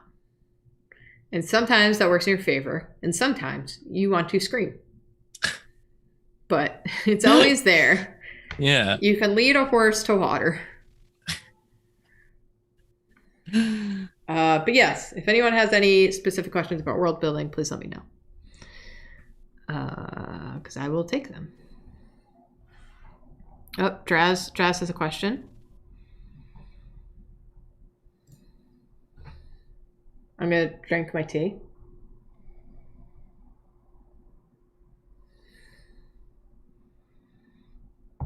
How would you explain the material differences in cuisine using art, both native dishes and the changes made by immigrants in a new area? I think, so to use a fictional example, just so that I don't get anything wrong in real food because I'm a food idiot. But let's say you are in a place, or let's say a character is from a place that is all vegetation. You know, they eat a lot of plants. You could also do it with colors. Like if there's a strong color scheme for that culture or that place. If they go to a new place and bring that food with them, but then changed that food or have taken in some new ingredients from the new place, you could include, different, like you could include meat, or you can include different colors, or you could establish that everyone here is really into meat. And then you have this one character here who's eating a veggie gazpacho. And all comes back to gazpacho. It all comes back to gazpacho. And you go, this person sticks out. Right. And again, you could do the opposite. You can have mostly veg, or like, you think about real world examples. Like, I'm going to use French because I am French. If a French person were to come to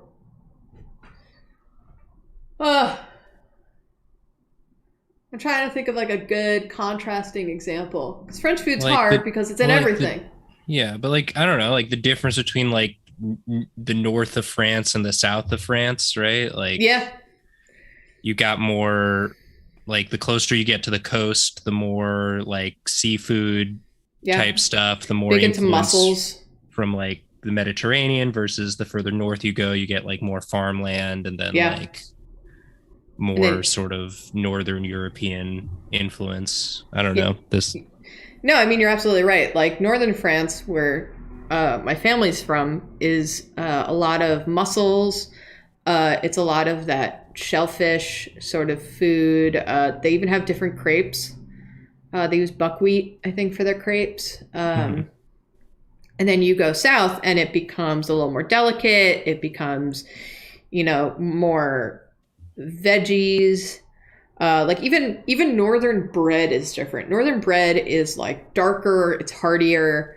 You're having to combat the climate, and it's so rocky up there that it's hard to grow vegetation. So they rely on a lot of like hardy or like very stubborn grains, and mostly seafood. And then you go, like, even if you compare the northern coast to the southern coast is a lot of like, different kinds of fish and delicate. I think they tend to put a lot of like herbs and flowers, and there's some like Italian influence too, or Spanish influence.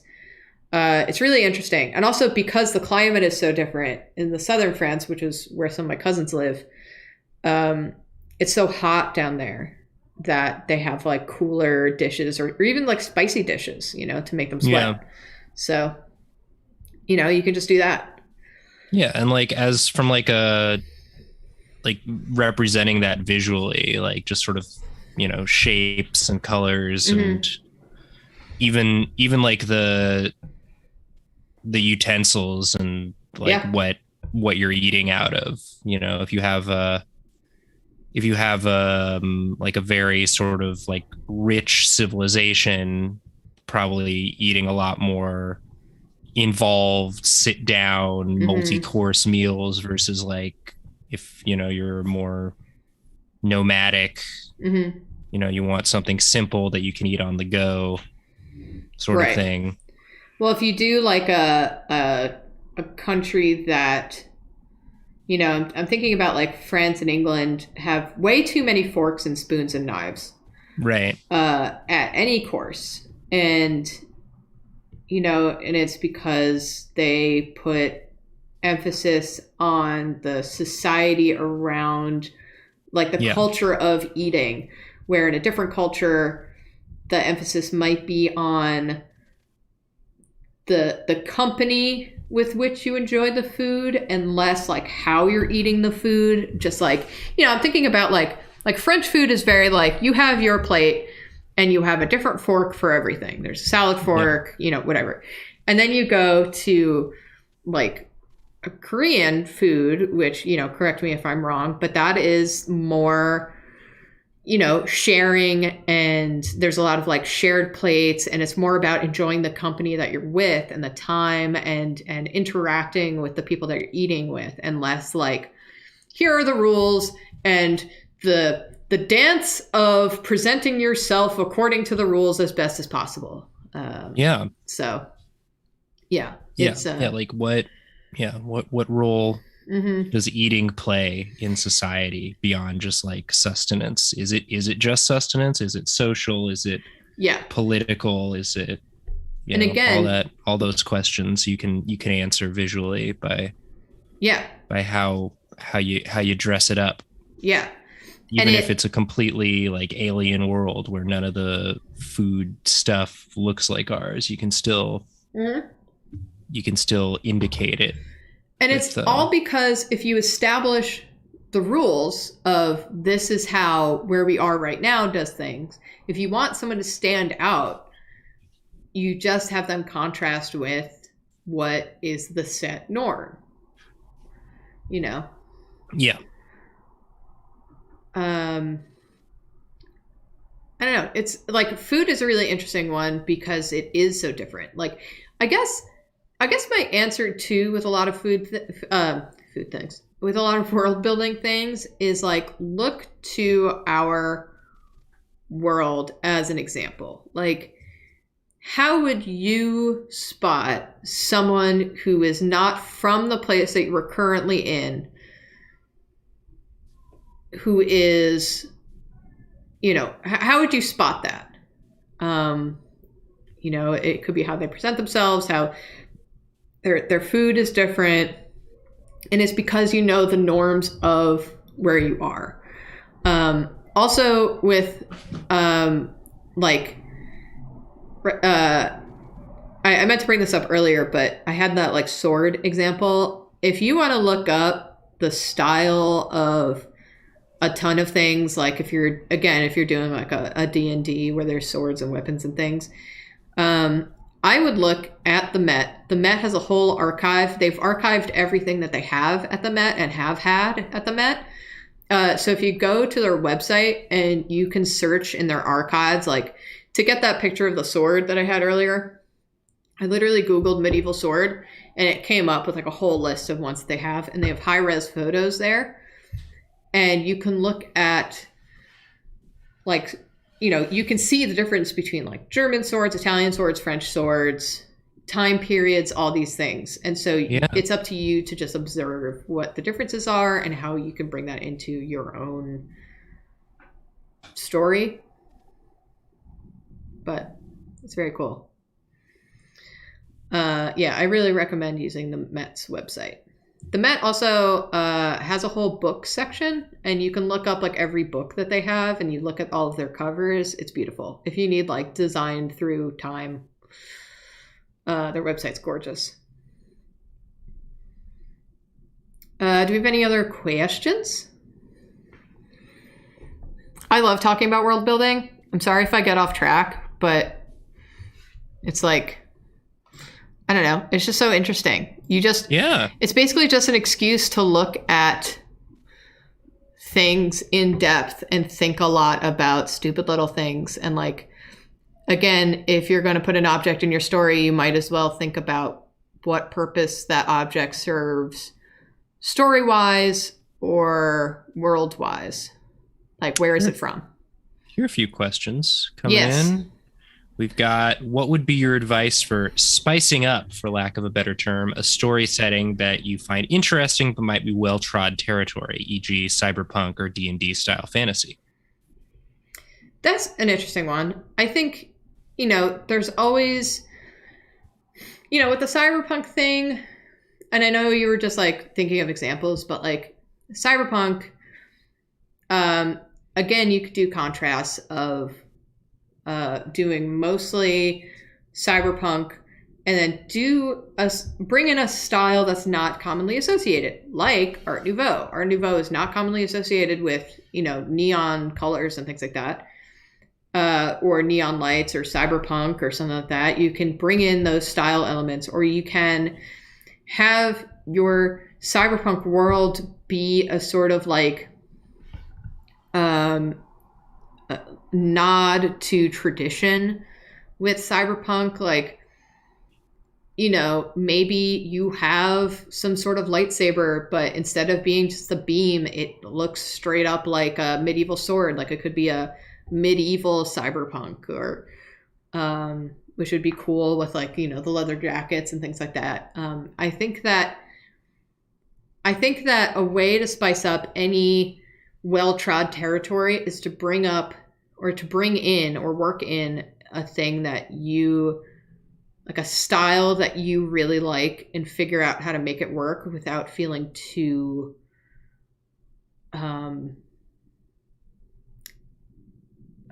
piecemeal, I guess. Like you just have to figure out what it would look like first before presenting it to your players, so it's not confusing.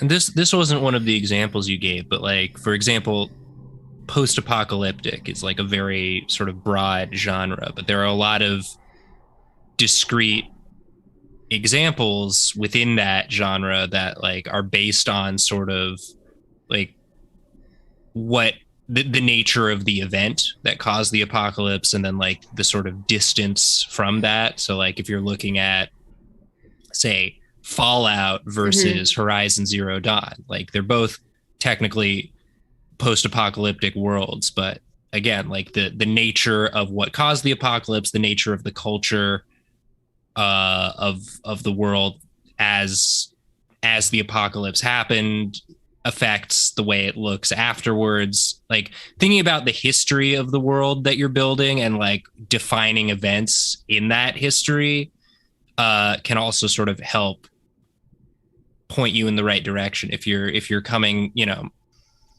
if you find that more helpful than just like sort of picking visual styles that you like. You can come at it from sort of like a historical, like thinking about the history of the world. How did the events shape the cultures and styles of the world? What are defining events that changed history in specific ways? Yeah, that's a really good point, because I think that, like, again, like Fallout, like the post-apocalyptic world happens after the Fallout, like the nuclear war happens in like 1950s, right? But then Horizon Zero Dawn happens in like 2200 or something is when the world crashes. And so they have very different post-apocalyptic feels. Also, like the amount of time after the post-apocalypse.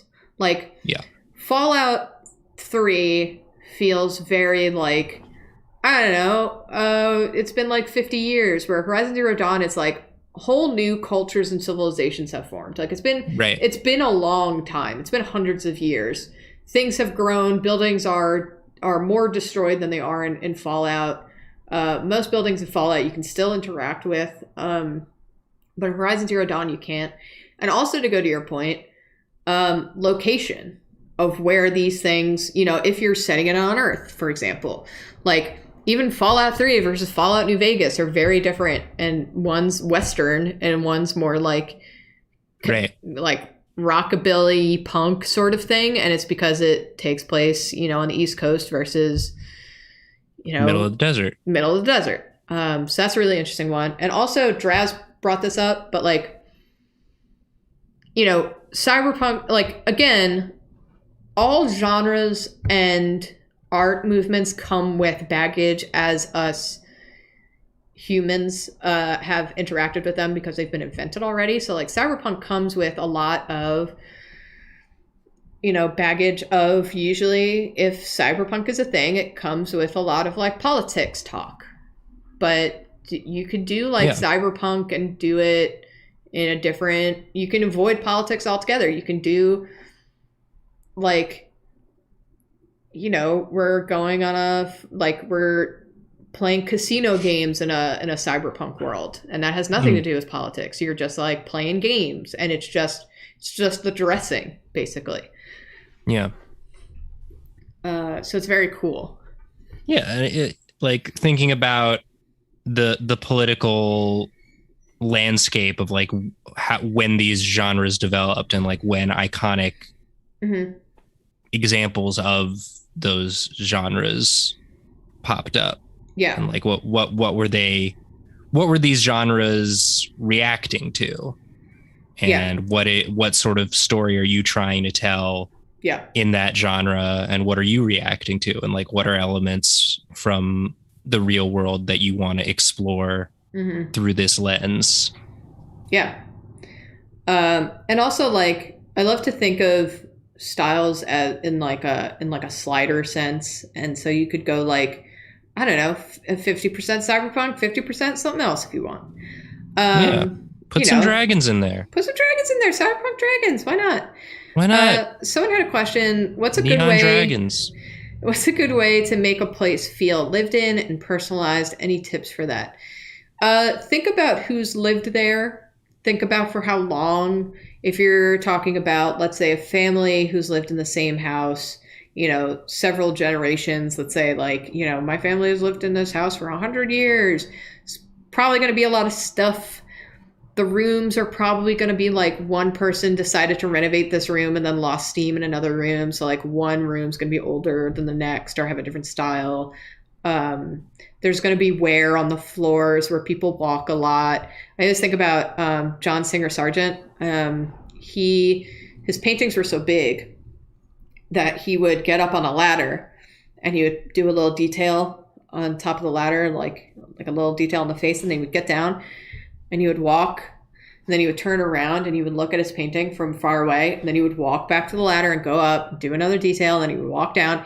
And that, if you go to his studio, he would paint on a rug, and if you look at the rug, you know exactly where he was painting because that rug is gone.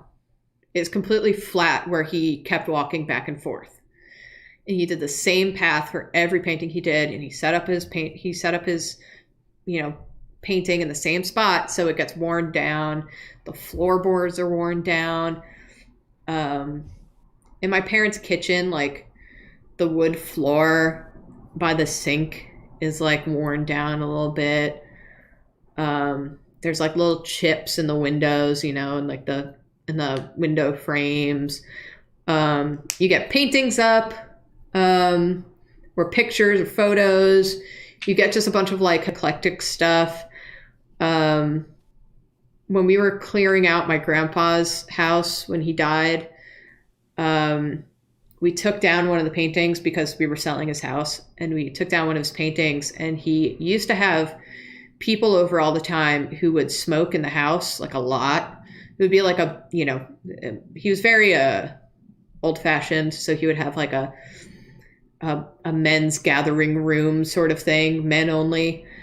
And they would all go in there and smoke. And when you took down the painting, the wall behind it was so bright. And then you realize just like how much smoke has like darkened the walls. Mm. So you could do that, like, just from like steam or smoke from cooking, we'll leave that. So, you could have those marks on the walls. Yeah. Seems like sort of, the habits, the daily, the day-to-day, like repeated action really seems to leave the most, the routine stuff. Right. Think about the routines of the people. Yeah. And that's what's gonna leave the most lasting visible impressions on the space that they were in. Absolutely. And if a house has been around for a really long time but no one's lived in it, it's gonna fall into some disrepair. Think about the things that break the quickest on a house, which are the most fragile. You can have roof tiles that fall. You can have, someone walked by and threw a rock and broke some glass. You can, bugs get in there. Bugs always get in there. Bugs always get in there. You can think about... There are always bugs in there. Cobwebs, spiderwebs, dust. They're in there. There's always bugs. Not in my apartment because our cats destroy them, but there's always bugs. Nice. Here... Sorry, go ahead. Yeah, it is 5. Yes. I saw one more question. Okay. If you want to answer, if we want to go a little over. Yeah, let's answer it. To you. Okay. What are some aspects of culture that are underrepresented in visual media that you wish you could see more of? That's a good question. Like food, music, or whatever. I'm such a sucker for emotions being visually represented. And I feel like that is usually said, not shown. But I don't know. I really enjoy. I'm such a big sucker for places that are old that just let me teach myself what's going on. Like, I mean, that Breath of the Wild moment of walking into that field and having all the old guardians. I don't know. I don't know. That's a hard one. That's a hard one. Do you have one, Nathan? Things that I think are underrepresented that I'd like to see more of visually represented. Gosh. I think it's also hard because I watch and play so many. Like, I try to really diversify what I interact with. Like, New York, it's so easy to find anything. Yeah, that's true. That I kind of lose scope of what it, like, I don't watch a lot of American things. And that's not to say that I avoid it. It's just like, I don't really watch a lot of shows in general. And then when I do, I try to watch things from around the world because I want to experience different things. I don't know. I really like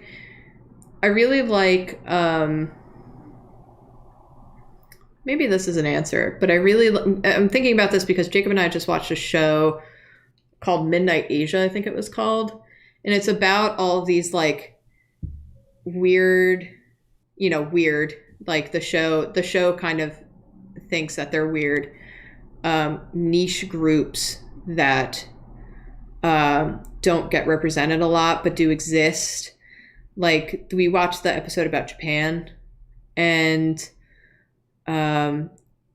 they had, there was this guy that was saying that, like, Japan, when you see it in media or you read about it, it's very like, they were saying that it's always represented as being like repressed and strict and very in control of emotions and being considerate of everyone. But then like the nighttime scene, it's like where you are allowed to get it out. And it was this guy, I think it was a skateboarder. There was like a skateboard dude. There was a Lamborghini guy. And it was all just like, at night, that's when we get to be us. And I really enjoyed these little like people, like these little groups of people enjoying things that allowed them to feel like themselves.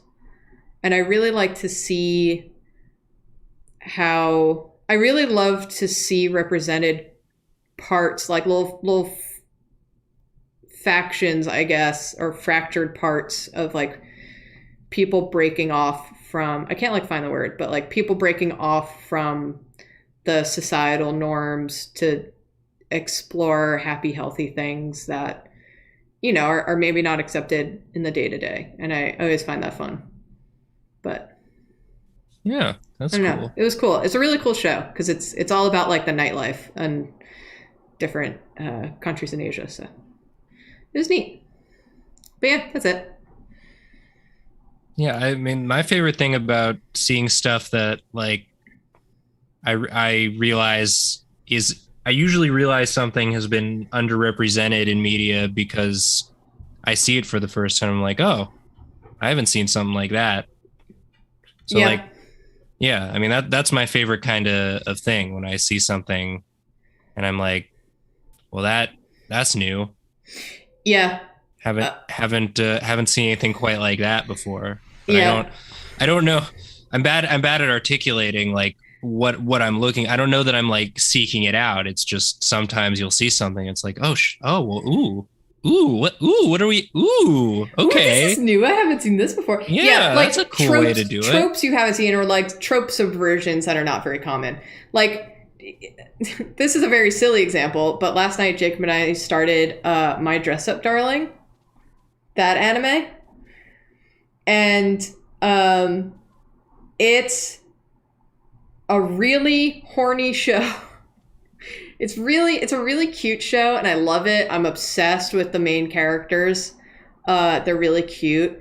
But I liked two things about it, about the two main characters. One, it features a new trope that's emerging that I love, and it's just a gentle boy that everyone loves because he's gentle and nice and does the thing that he really wants to do because it's nice. And then the girl, the main character of My Dress Up Darling, it wants to cosplay as this character from a horny video game.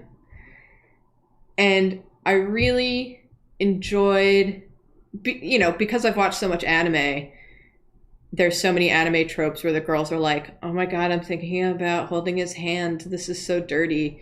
And then this girl's just like, yo, I want to be this X-rated video game character. I want you to make me this costume, please. And I was like, ooh, okay, this is fun. Oh, I like this. And she's just like a nice girl who is just like unashamedly her. And I was like, hell yeah. And she's still popular. I was a big fan of her being a big anime weirdo, like nerd girl, where like in the past it would have been like, wow, what a freak. And now it's just like, she's the popular girl and she wants to be this like anime character. Like she wants to cosplay. It's awesome. I loved it. I loved it for both those characters, for being allowed to like what you like, and I don't know. I enjoyed it. It was new. And I was like, yay! Hell yeah. But yeah. Well, I think that's it, right?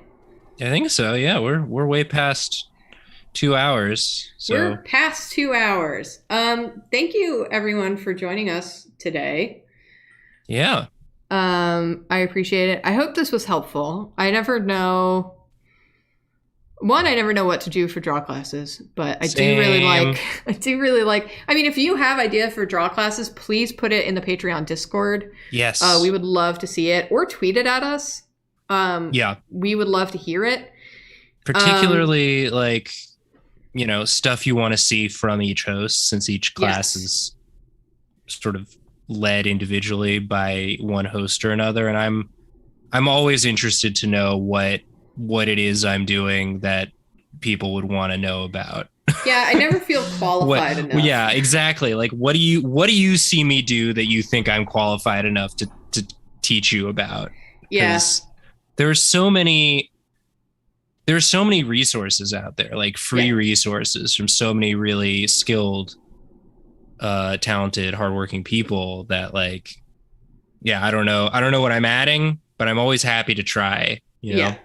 If there's something you see us doing that you're like, hey, I want to know more about that, let us know. It helps us out. It helps us make these classes better for you all. And we want them to be good because y'all are supporting us, and we want it to be a good reward tier. Yeah, exactly.